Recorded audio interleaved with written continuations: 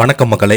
இந்த வீடியோவில் நம்ம என்ன செய்தி பார்க்க போகிறோம்னா, நடுராத்திரியில் கதவை தட்டி டார்ச்சர் செய்த திறக்கலனா செத்து விடுவேன் ஐஸ்வர்யா ராயை கொடுமைப்படுத்திய நடிகர் இணையதளத்தில் வெளியான செய்தி. வாங்க என்ன தகவல் என்ன செய்தின்னு இந்த வீடியோவில் பார்க்கலாம். அதுக்கு முன்னாடி முதன்முறையாக நம்ம சேனலை ஃபஸ்ட் டைம் பார்க்குறீங்கன்னா சப்ஸ்கிரைப் பண்ணாதவங்களாம் சப்ஸ்கிரைப் பண்ணிக்கோங்க. பெல் பட்டன் சிம்பல் அமைக்கி நம்ம சேனலோட நோட்டிஃபிகேஷனை எனபிள் பண்ணிக்கோங்க.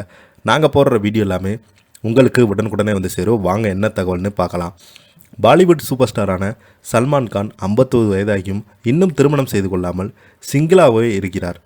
ஆனால் இவர் தன்னுடன் நடித்த பல நடிகைகளை காதலித்து அவருடன் உறவில் இருந்ததாக, அப்படி உலக அழகி ஐஸ்வர்யா ராயை காதலித்த போது அவருக்கு பல கண்டிஷனை போட்டு தொல்லை கொடுத்தது மட்டுமல்லாமல் நள்ளிரவில் கதவை திறக்க சொல்லி கொடுமைப்படுத்தியிருக்கிறார். நடிகை ஐஸ்வர்யா ராய் 1994ஆம் ஆண்டு தனது 21 வயதில் மிஸ்டர் வேர்ல்டு பட்டத்தை பெற்றாங்க. இதைத் தொடர்ந்து மணிரத்னம் இயக்கிய இருவர் படத்தில் மூலம் சினிமாவில் நடிகையாக அறிமுகமானாங்க. அந்த படம் மிகப்பெரிய அளவில் வெற்றி பெற்றதை தொடர்ந்து ஹிந்தி, தமிழ், தெலுங்கு, பெங்காலி, ஆங்கிலம் என அனைத்து மொழி திரைப்படங்களில் நடித்தாங்க. கடந்த ஆண்டு இவங்க நடித்த பொன்னியின் செல்வன் திரைப்படம் மிகப்பெரிய அளவில் வெற்றி பெற்றது. சஞ்சய் லீலா பன்சாலி இயக்கத்தில் வெளியாகி சூப்பர் டூப்பர் ஹிட்டான ஹேம் தில் தே சுகா சனம் படத்தில் சல்மான் கான் ஐஸ்வர்யா ராய் ஜோடி போட்டு நடித்திருந்தாங்க. அந்த படம் சூப்பர் டூப்பர் ஹிட் அடித்தது. அந்த படத்தில் நடித்த போது சல்மான் கானுக்கும் ஐஸ்வர்யா ராய்க்கும் இடையே காதல் மலர்ந்தது. ரீல் ஜோடியாக இருந்த இவங்க ரியல் ஜோடியாக பல இடங்களில் சுற்றி வந்தாங்க. ஆனால் இவர்களுடைய காதல் 2 ஆண்டுகளுக்கு மேல் நிலைக்கவே இல்லை.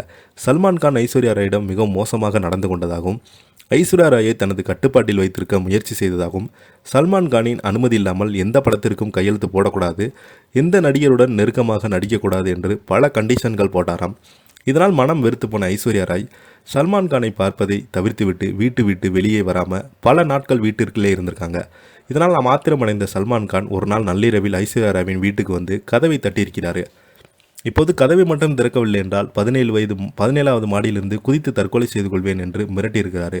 சல்மான் கான் கத்திய சத்தத்தை கேட்டு அடுக்குமாடி குடியிருப்புகள் இருக்கவர்கள் விழித்து கொண்டதால் ஐஸ்வர்யா ராயை திறக்க இருக்கிறாங்க. இது குறித்து ஐஸ்வர்யா ராய் காவல் நிலையத்தில் புகார் கொடுத்து எந்தவிதமான நடவடிக்கையும் எடுக்கவில்லை என்று ஐஸ்வர்யா ராய் காஃபி வித் கரண் நிகழ்ச்சியில் கூறியிருக்காங்க. அதன் பிறகு தான் 2007ஆம் ஆண்டு பாலிவுட் ஸ்டாராக அமிதாப் பச்சனுடைய மகன் அபிஷேக் பச்சனை திருமணம் செய்து கொண்டிருக்காங்க. இந்த தம்பதியருக்கு ஆத்ரா என்ற மகள் இருக்காங்க. ஆனால் தற்போது ஐஸ்வர்யா ராயும் அபிஷேக்கும் விவகாரத்து பெற்று பிரிந்து விட்டார்கள் என்ற இவர்களுடைய பிரிவுக்கு சொத்து பிரச்சனை காரணம் என்று தினம் பலவிதமான செய்திகள் சோசியல் மீடியாவில் வந்து கொண்டே இருக்கிறது. இதனால் பார்த்தீங்கன்னா இவங்க கொடுத்த பேட்டி அதிகமாக கவனம் பெற்று வருகிறது. இப்போது பார்த்தீங்கன்னா இந்த செய்தியை பற்றி நீங்கள் என்ன நினைக்கிறீங்க கீழே உள்ள கமெண்ட் பாக்ஸில் மறக்காமல் பதிவிடுங்க. இந்த வீடியோ உங்களுக்கு பிடிச்சிருந்தா லைக் பண்ணுங்கள், ஷேர் பண்ணுங்கள். நன்றி, வணக்கம்.